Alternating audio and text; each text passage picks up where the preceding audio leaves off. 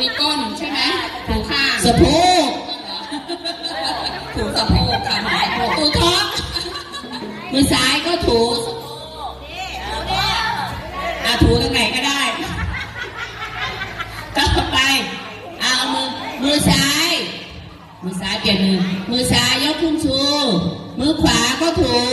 สะโพกเบา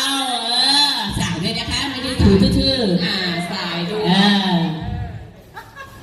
ได้ยังโอเคเอาใหม่สิมือขวายกขึ้นชูมือซ้ายก็ถู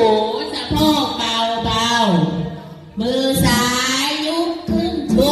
มือขวาก็ถูสะโพกเบาๆได้แล้วแค่นี้ก่อน